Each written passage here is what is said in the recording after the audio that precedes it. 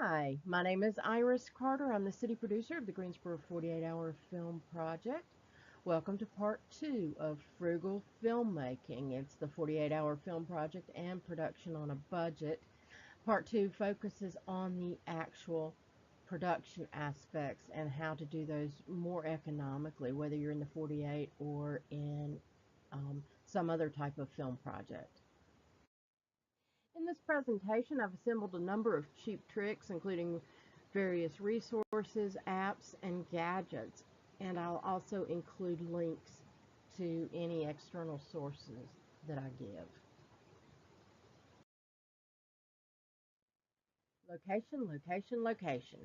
By deciding where you're going to film and keeping things as compact as possible to avoid moving around too much, you're going to save setup and tear down time, as well as prevent losing team members in their route to some faraway location. So we're going to keep it simple, and let's look at what some of the things are that you should consider. When it comes to location, do the research. Find something that is multi-purpose. Imagine different genres taking place, because you don't know in the 48-hour film project what genre you'll be shooting until that Friday night before you shoot. So if you can find a place that can serve multiple purposes, you're going to save a lot of time and effort, and also save yourself some advanced research time. Consider ambient noise. Maybe grandma's house is a great place to film, but if she lives right on the highway and trucks going by are going to interfere with your sound design, that's a problem. What else is going on outside? What's in the house? Is there a rattly old furnace? Are there chickens outside that are going to interfere with your really scary scene? So think about those kinds of things. I put smells on the list because if you're out in a field and there's a cow pasture next door and it's gagging your actors while they're trying to breathe and deliver their lines, that's not going to be a good thing. Is there a lot of pollen? Is there a trash dump nearby?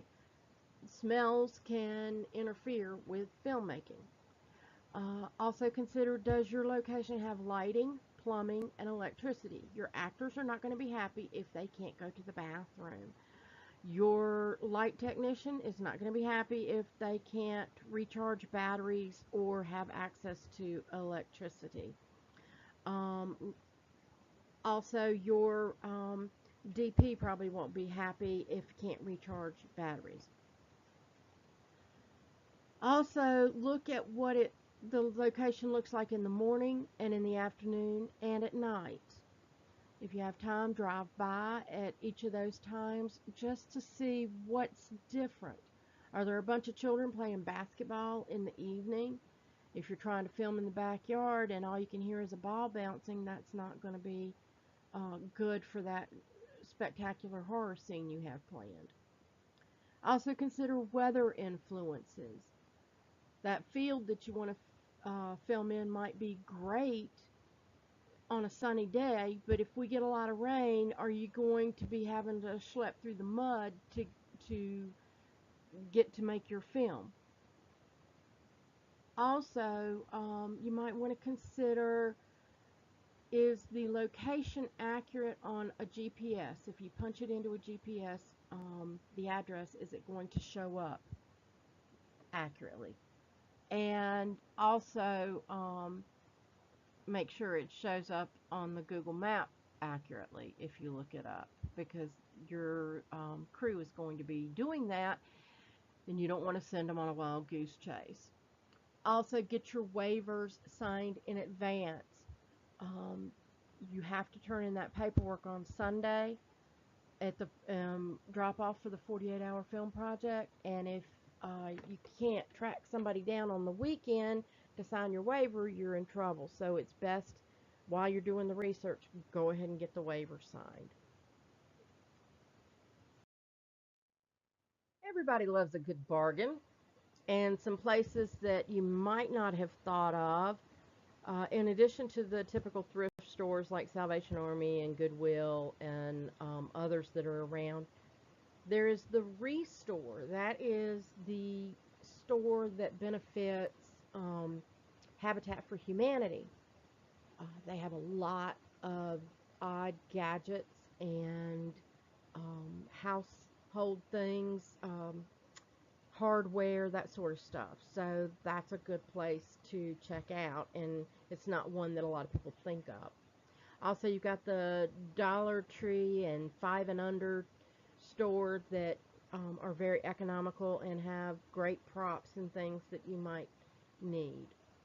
When I say check out yard sales, I don't mean for you to go every Saturday between now and the 48-hour film project and scavenge, but rather check online.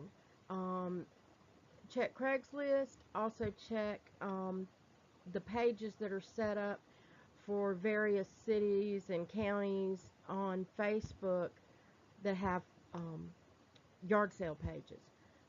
People list stuff all the time, and if you just kind of keep an eye on them, you're liable to come across something unusual or useful. Also, visit construction sites. Now, I was clear when I delivered this in the actual workshop for this. I don't mean go and snatch any of that handy wood that looks great and that's stacked up neatly for the people who are doing the construction to use. What I mean is you'll find odd pieces of lumber laying around or even in the dumpster, but don't go dumpster diving. That's dangerous. Please don't do that. But you might find that odd piece of wood that you're looking for, or a busted up pallet that can be used for something. So be safe, be legal, but that is a possibility for some things that you might need. Also, check out the Forge in Greensboro. They have a lot of people with a lot of skills there that might could help you build something, or that welding that you need done, or even the 3D printing that you might want done.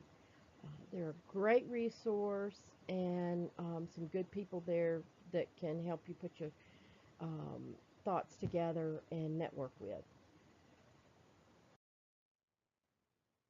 There are lots of apps that you can research, but some of the ones that are free and that you may find useful right off the bat are Cinestyle by Technicolor, a shot list template, Google Earth, Magic Hour, and Adobe Premiere Clip. And let's learn a little bit more about each of those. Cinestyle helps harness the full potential of your DSLR camera. It's a free download, and you can see by the examples that they offer the difference between the standard Canon profile and the Technicolor Cinestyle profile, or the Cinestyle profile with Cinestyle's curve. You can get more information on their website, but it's a way to boost and enhance the dynamic range of your camera. Shot lists will help you keep your 48-hour film project shoot schedule organized. And this website offers the shot list template as well as a number of other free downloads. It's various filmmaking documents from recommended contracts and waivers to practical, useful applications that they have. So check that out. Google Earth has been around a while, and a lot of people have used it over the years. More recently, they've created a web version, although not all of the adjustments and widgets and gadgets are used on the web version that they had on the downloadable version. So I wanted to show you the web version because it is really good. It's a really good shot, and this is what it looks like. And picture of downtown Greensboro. The desktop version of Google Earth has a really cool feature. If you go under View and click on Sun, it opens up a bar timeline that shows you the sun's movement over a certain time period. And it helps you see how the shadows will affect a location. So it's not going to perfectly duplicate the shadows. And of course, whenever the satellite photo was taken of Earth, the shadows that were there at the time are already there. But as the sun moves through, you get a better awareness of where the shadows on the buildings will fall or from the trees that are nearby. So you can go anywhere on Earth and see how the sun's movement affects the lighting in a particular area, which can be very helpful for filmmaking. Keep in mind, it's not going to take into account weather. It can't predict what the future is going to bring, but it will be a useful tool, especially for your director of photography. Magic Hour does sort of the same thing as Google Earth, a little bit differently. You can download it free. It's in the App Store, and it will also give you some insight into the weather, as well as some other cool features. So that's another one to check out. Adobe Premiere Clip is a download for your phone, and it is a lesser version of Adobe Premiere, and it will sync with Adobe Premiere. It's a pretty cool little feature. They've got a great video on the website that shows you how it works, and is something that might be of use to your editor and to your DP. Sound seems to be the Achilles heel of all filmmakers. Unless you have invested a lot of money into the equipment and have somebody who's an expert at running it, there are going to be issues with sound. One trick that I tried myself was to use my recorder on my iPhone. And I've also seen this demonstrated where instead of an external mic, you've got the microphone on the camera, but you can put an iPhone in somebody's pocket, or as you'll see in the videos that I have here, I was just holding my iPhone and recording sound, and then I synced it up with the video later. You can see in both of these, the first video is the microphone that is in my camera, and the second one is the sound from my iPhone, and the difference is tremendous. I probably wouldn't have believed it myself if I hadn't heard it, so take a listen. My name is Iris, and today I want to talk a little. Hi, my name is Iris, and today other things you can do to help with your sound: tape an iPhone to a stick like a broomstick and use it as a boom mic. You can also create a windscreen from a sock. Just put a sock over your microphone. Also, there's a guy that does a really good demonstration of using faux fur and Velcro to create one of those really fluffy type windscreens for a microphone, kind of like the one that's in the drawing on this page. Also, there are lots of ways for do-it-yourself Foley work, and it can really enhance the sound on your film. If you're not catching the sound naturally from your cameras, or you want to add those footsteps, or add the sound of a door creaking, those kinds of things, there are lots of ways to do it yourself, and I'm going to include some links for that as well. If you plan to acquire music for your video, you want to start looking now. If it's already pre-canned music so that you can get the waiver signed and have rights to use it in your film. If you want specialized music where somebody is going to be writing it specifically for your film, you want to make sure that you know who is going to do that and that they'll be available the weekend of your filmmaking. Also, look up Kevin MacLeod. He provides music free to the 48-hour film project, and I've heard a lot of good things about him, and I'll include the link to his website as well at the end of this video. Lighting tremendously affects any film. It can make or break the drama in your film. Tension creates a mood. It's practically the scenery. In addition to a number of links at the end of this film, I wanted to just point out reflectors that you have in your car, like to keep the sun from heating up your car so badly. Usually have a foil backing to them. You can use that to reflect lighting onto your actor or the scene. You can also just put aluminum foil on a piece of cardboard and it will do basically the same thing. A pillowcase can act as a reflector. Same setup. Put it on a piece of cardboard or stretch it out over a frame and you can use it as a reflector. Also, I mentioned the sun visor, curtains, shower curtains, fabric that reflects can provide what would normally be a little pricey piece of equipment. Diffusing light can also change the mood of your film. Japanese lanterns are popular. You put them around a regular bulb, the paper lanterns, and you can get those for like $10 from someplace like Pier 1. They really create a great glowing type lighting situation. A shower curtain, again, will help diffuse light. You can put it in front of a harsh light and it'll soften it up.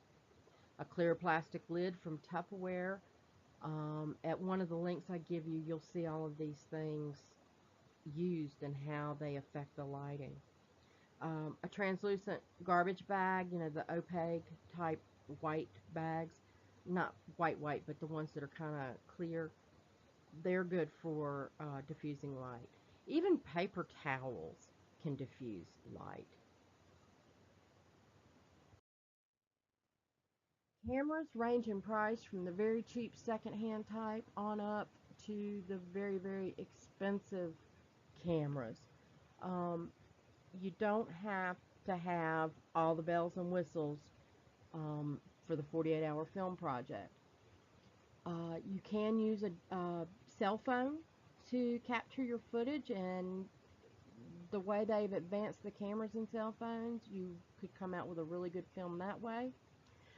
Also, digital photo cameras are often equipped to take film footage as well, so keep that in mind. Regardless of what you use, you want to have extra batteries because you want to not have to stop production just because your batteries ran out of juice. Also, have extra memory. If you can pull the memory card and give it to your editor and put a new memory card in, you can keep filming while your editor's pulling the old footage and erasing that memory card and can send it back to you. So then you're swapping out the memory cards and keeping production going. One tip that's not necessarily related exactly to the camera, but just while we're talking about cameras, get your wide angle shots first to let your actors warm up. You know, when actors get on set, they're not going to deliver their very best right at the get-go. So use that to get the distant shots, the wide angle shots, and let them be getting into character because you're not right on them at the moment. And then by the time you get those shots out of the way and you're ready to shoot the close-ups, they're better prepared and warmed up. There are various types of camera stabilizers out there. You can do a Google search and find all kinds of tutorials on building them, but these are just a couple of examples of ones that are made out of PVC pipe and can make all the difference from the handheld to using a stabilizer. So these are really clever and can be made for $5 to $10 easily. This clever guy has a video that is worth taking the time to watch. He creates a Steadicam from a tripod. And not only is the tripod transformed into this, it can be transformed back into a tripod. So you're not wasting your tripod. You can still keep using it, but this thing is awesome. And when you already have a tripod for your camera, you can't go wrong trying this idea. Dollies are also very helpful, and I'm not talking about the chick in the photo here. Cute girl, but she's not a dolly. The dolly is the wooden frame underneath the camera tripod. This one that she has is square, and then the other one is triangular. You can use spare wheels off of anything to create a dolly. The spare wood that you get from the construction site, not the good stuff that they're using to build with, but the scrap stuff that you find, you could use to make your own dolly. Tabletop dollies are also helpful. It gets you that shot where people are talking at a table and you want to pan down the table.